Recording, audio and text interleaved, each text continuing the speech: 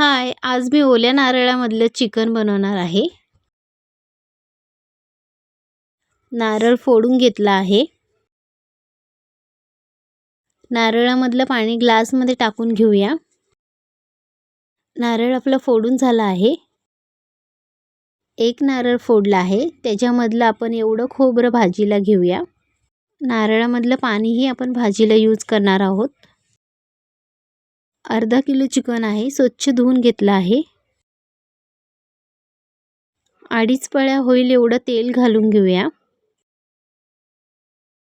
तेल मस्त गरम करून घेऊया.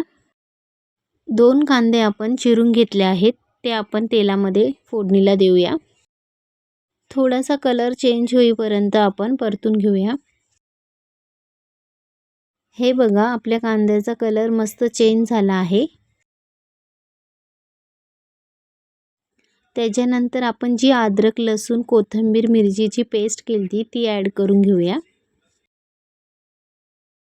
तीही छान परतून घेऊया. त्याच्यानंतर खोबऱ्याचे काप केलते तेही ॲड करून परतून घेऊया. मी अशा प्रकारे खोबऱ्याचे काप केले आहेत. आपण असे काप करून भाजीमध्ये खोबरं टाकतो ना, तर भाजीमधलं खोबरंही छान लागतो आणि भाजीही सुंदर होते. अर्धा चम्मच हळद, 1 चम्मच धना पावडर, 1 चम्मच लाल तिखट हे सर्व परतून घेऊया. मी लाल तिखटही कमी टाकलं आहे, कारण की जे आपण हिरवं वाटण वाटलेलं त्याच्यात मी मिरची टाकली होती त्यामुळे. थोडंसं मसाल्यांमध्ये मी जे नारळाचं पाणी ॲड केलं आहे, कारण की ते जळू नये मसाले म्हणून. चवीनुसार मीठ ॲड करून घेऊया. छान परतून घेऊया सर्व मसाले खोबऱ्याला लागेपर्यंत. त्याच्यानंतर स्वच्छ धुवून ठेवलेलं चिकन मसाल्यांमध्ये ॲड करून घेऊया. 3-1 मिनटं छान परतून घेऊया चिकन. अशा प्रकारे भाजी केली ना खूप सुंदर होते.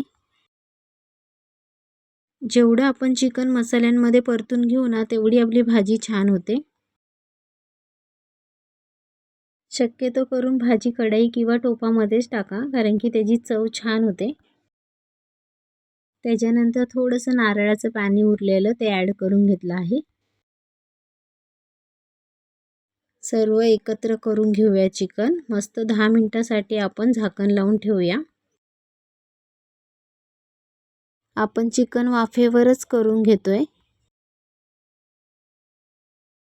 झाकणावरती पाणी ठेवूया 1 ग्लास.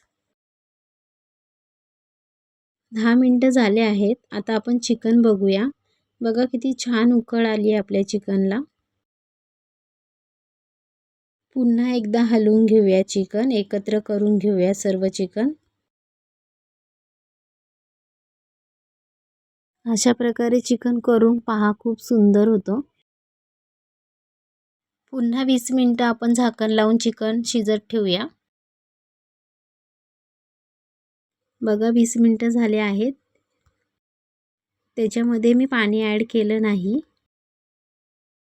चिकनला स्वतःचंच पाणी वळलंय. आता चिकन शिजत आलं आहे. तुम्हाला पाणी हवं असेल तर टाका, नाही टाकलं तरी असंही सुंदर लागतं चिकन.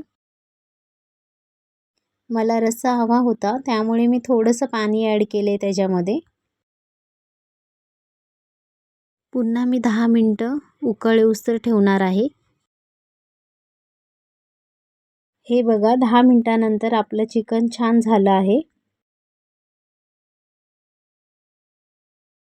त्याच्यावरती छान तरीसुद्धा आली आहे, तुम्ही बघू शकता. आता कोथिंबीर ॲड करून घेऊया. अशा प्रकारे चिकन करून पहा, खूप सुंदर होतं. आपलं छान ओल्या नारळाचं चिकन रेडी आहे.